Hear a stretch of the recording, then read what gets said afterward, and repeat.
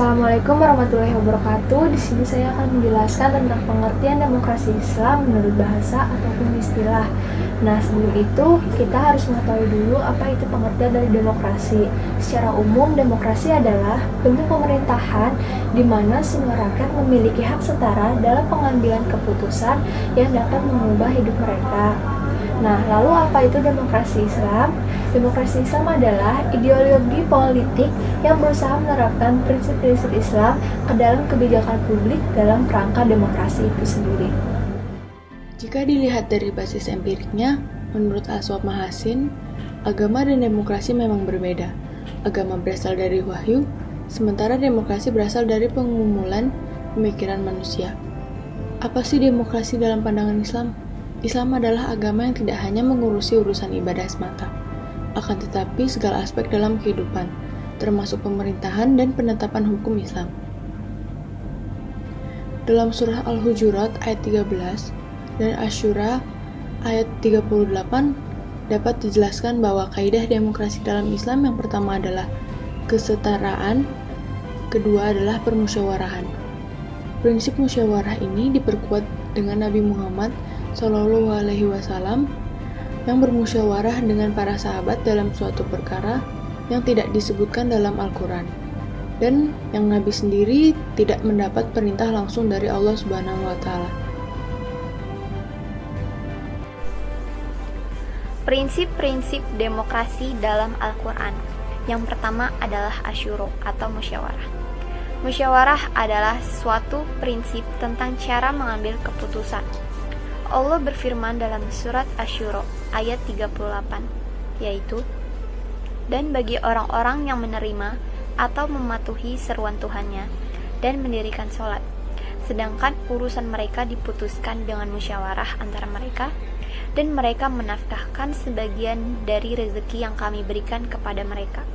Yang kedua adalah al-adalah atau keadilan. Artinya, dalam menegakkan hukum, termasuk rekrutmen dalam berbagai jabatan pemerintah, tidak boleh kolusi dan nepotisme.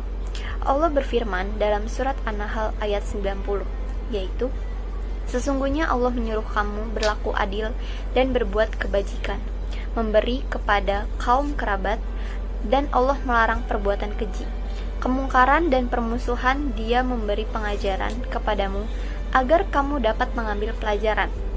Di samping prinsip-prinsip tersebut, adapun hal-hal yang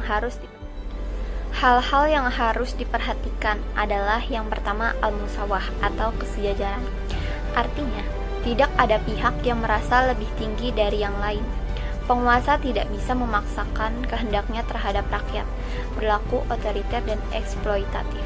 Yang kedua adalah al-amanah, sikap pemenuhan kepercayaan yang diberikan seseorang kepada orang lain, sehingga harus dijaga. Yang ketiga adalah al-masuliyah atau tanggung jawab. Artinya, kekuasaan dan jabatan adalah amanah yang harus diwaspadai, bukan disyukuri. Maka, rasa tanggung jawab bagi seseorang pemimpin atau penguasa harus dipenuhi. Yang keempat adalah al-hurriyah atau kebebasan. Artinya, setiap warga masyarakat diberi hak dan kebebasan untuk mengekspresikan pendapatnya.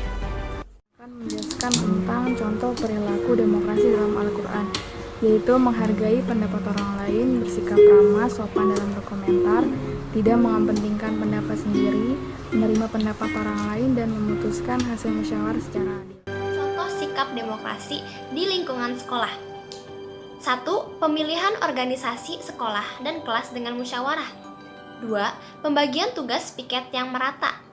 3. Interaksi dan komunikasi yang lancar antara guru, siswa, dan orang-orang di lingkungan sekolah. 4. Pelaksanaan upacara dengan bergantian. 5. Menghadiri acara yang diadakan oleh sekolah. 6. Ikut berpartisipasi dalam OSIS. 7. Ikut serta dalam kegiatan politik di sekolah seperti pemilihan ketua OSIS, ketua kelas, maupun kegiatan lain yang relevan. 8. Memberikan usul, saran, dan pesan kepada pihak sekolah.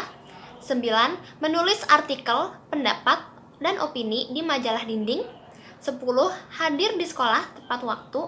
11. Membayar SPP atau iuran wajib sekolah. Dan yang terakhir, saling menghargai pendapat orang lain. Saya di sini ingin memberikan contoh-contoh demokrasi di lingkungan keluarga. Yang pertama, ada berlaku adil terhadap seluruh anggota keluarga. Pertama adalah sikap kita terhadap semua anggota keluarga yang ada, di mana bersikaplah adil terhadap orang tua, saudara, dan kerabat terdekat. Hal ini bisa membuat hubungan kekeluargaan terjalin dengan sangat baik. Kedua, setiap anggota keluarga bebas mengeluarkan pendapat. Seluruh anggota keluarga juga memiliki hak berpendapat yang sama. Hal tersebut harus dijaga dengan sangat baik agar tidak terjadi yang namanya salah paham terhadap suatu perkara. Apalagi bila salah paham tersebut tidak diselesaikan dengan baik akan berakibat fatal bila tidak segera diluruskan. Yang ketiga, mengatasi masalah keluarga dengan musyawarah. Bila terdapat suatu masalah dalam keluarga, maka lakukanlah musyawarah bersama dengan anggota keluarga. Jangan ragu untuk melakukan hal ini karena keluarga adalah orang yang terdekat yang pastinya akan mengerti bila didiskusikan dengan baik. Lalu yang terakhir ada mendahulukan kepentingan bersama. Walaupun kita semua memiliki keluarga yang baik dan harmonis, jangan sekali-kali mementingkan diri sendiri daripada keluarga tersebut. Keluarga patutnya menjadi hal berharga yang harus dijaga dengan baik.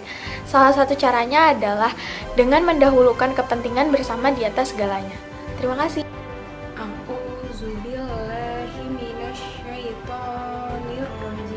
Bismillahirrahmanirrahim.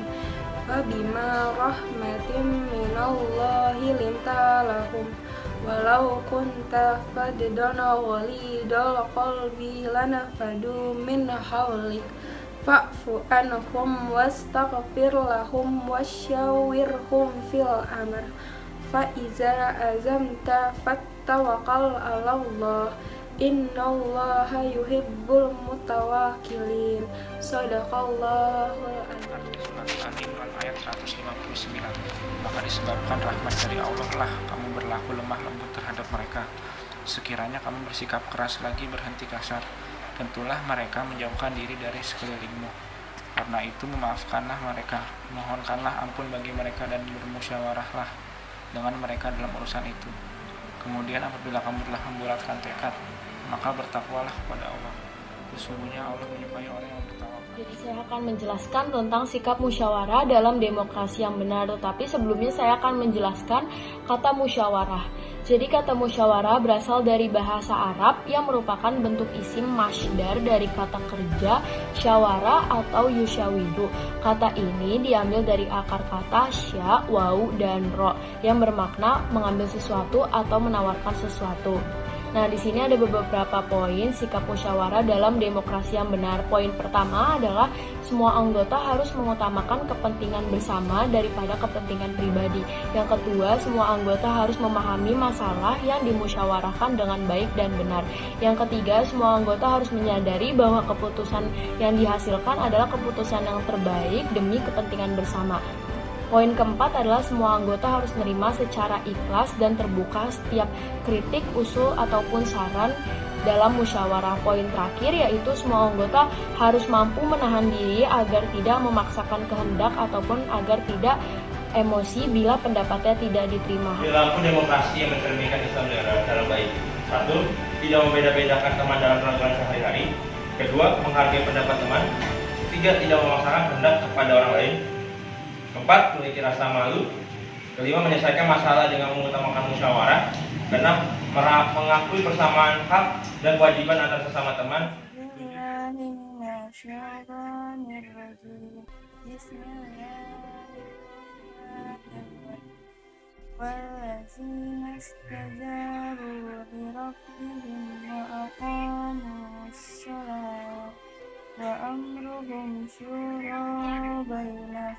وَمِمَّا رَزَقْنَاهُمْ يُنْفِقُونَ. Shadaqallahul azim. Arti dari surat Asy-Syura ayat 38. Artinya adalah, dan bagi orang-orang yang menerima mematuhi suruhan Tuhannya dan mendirikan sholat, sedang urusannya mereka diputuskan dengan musyawarah antara mereka. dan mereka menafkahkan sebagian dari rezeki yang kami berikan kepada mereka. Saya akan menjelaskan sikap yang salah dalam musyawarah dalam demokrasi. Ada banyak hal yang tidak seharusnya dilakukan saat musyawarah. Contohnya, tidak menerima atau menghargai pendapat orang lain. Mengapa demikian? Karena dalam musyawarah demokrasi kita harus untuk menerima dan menghargai pendapat orang lain. Tak boleh semena-mena dan egois. Jika terjadi keegoisan dan diterima dalam musyawarah, maka terjadi demokrasi yang tidak sehat. Musyawarah menjadi tidak adil. Oleh karena itu, diperlukan hati yang lapang dan sikap yang baik untuk menerima pendapat orang lain. Sekian dari saya. Assalamualaikum warahmatullahi wabarakatuh. Jadi kesimpulannya ialah dapat diuraikan bahwa secara normatif ajaran Islam terdapat prinsip-prinsip dan elemen dalam demokrasi, itu secara genetik juga. Prinsip dan elemen-elemen demokrasi ajaran Islam itu adalah al-mana dan al-hurriyah. Tetapi setelah itu pada sebagian negara-negara Islam sudah memiliki nilai-nilai demokrasi tersebut. Oleh sebab itu, kuliah maupun apa secara etis Islam tidak kompeten, tidak sepenuhnya berada di negara Islam pun demokrasi lebih tidak